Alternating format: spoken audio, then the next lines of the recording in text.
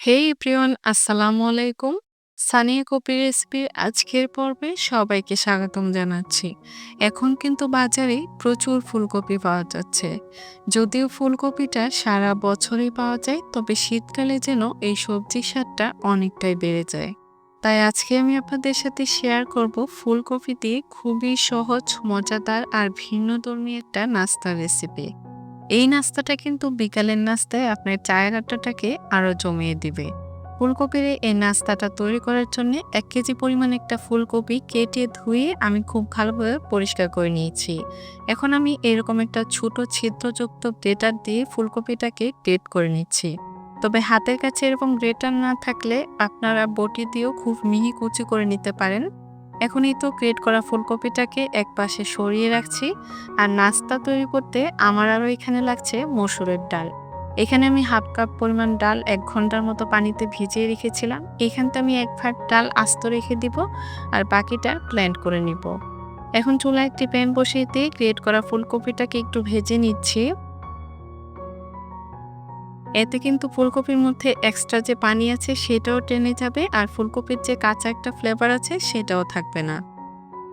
Half চা চামচ পরিমাণ লবণ দিয়ে দিচ্ছি। এছাড়া এর মধ্যে আর কোনো উপকরণ দেওয়ার দরকার নেই। জাস্ট জালটা মিডিয়ামে রেখে আমি ২ থেকে ৩ মিনিটের মতো এটাকে ভেজে নিচ্ছি। এই তো ফুলকপিটা ভেজে নেওয়া হয়ে গিয়েছে, পানিটাও টেনে গিয়েছে। এই পর্যায়ে এটা চুলার থেকে নামিয়ে ঠান্ডা করে আমি একটা মিক্সিং বোলের মধ্যে নিয়ে নিয়েছি। আর এর মধ্যে দিয়ে দিচ্ছি ব্লেন্ড করা মসুর ডাল আর ১ ভাগ ডাল কিন্তু আমি আস্তই রেখেছি। এতে কিন্তু নাস্তাটা অনেক বেশি ক্রিস্পি আর টেস্টি হবে। এখন দিয়ে দিচ্ছি হাফ কাপ পরিমাণ পেঁয়াজ কুচি আর দিয়ে দিচ্ছি ৪-৫ টার মতো কাঁচামরিচ কুচি, স্বাদ মতো দিয়ে দিচ্ছি ধনিয়া পাতা কুচি।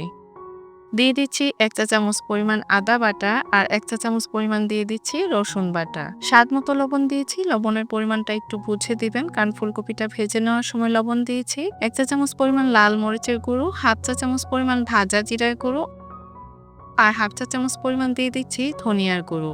২ টেবিল চামচ পরিমাণ দিয়ে দিচ্ছি শুকনো চালের গুঁড়ো। এতেও কিন্তু নাস্তাটা অনেক ক্রিস্পি হবে। আর সুন্দর একটা ফ্লেভারের জন্য এড করে দিচ্ছি ম্যাজিক মসলা ১ প্যাকেট। তবে আপনারা চাইলে চাট মসলাটাও ইউজ করতে পারেন।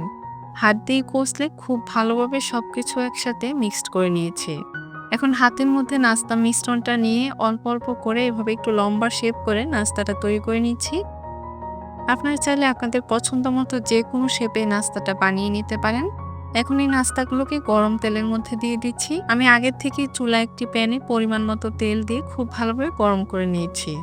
নাস্তাগুলো দেওয়ার ৩ থেকে ৪ মিনিট পর নাস্তাটা উল্টিয়ে দিচ্ছি আর মিডিয়ামের থেকেও একটু কম রেখে জালটা আমি নাস্তাগুলো ভেজে নিচ্ছি। জালটা বেশি বাড়িয়ে দিবেন না, এতে খুব দ্রুত কালার চলে আসবে আর ভেতরে কাঁচা থেকে যাবে, তখন নাস্তাগুলো খেতে ভালো লাগবে না। এভাবে উল্টে পাল্টে লালচে করে প্রায় ১০ থেকে ১২ মিনিটের মতো সময় লেগেছে নাস্তাগুলো ফ্রাই করতে। আর এই একইভাবে বাকি যে মিশ্রণ আছে সেটা দিয়েও নাস্তাগুলো ভেজে নিব। এই তো নাস্তাগুলো ভাজা হয়ে গিয়েছে। একটা স্ট্রেইনার দিয়ে তেল ছড়িয়ে আমি প্যানের থেকে নাস্তাগুলো উঠিয়ে নিচ্ছি আর পরিবেশন করে দেখিয়ে দিচ্ছি নাস্তাগুলো দেখতে কেমন হয়েছে। মাশাআল্লাহ, নাস্তাগুলো দেখতে যেমন লোভনীয় লাগছে, খেতে খুবই মজার হয়েছিল।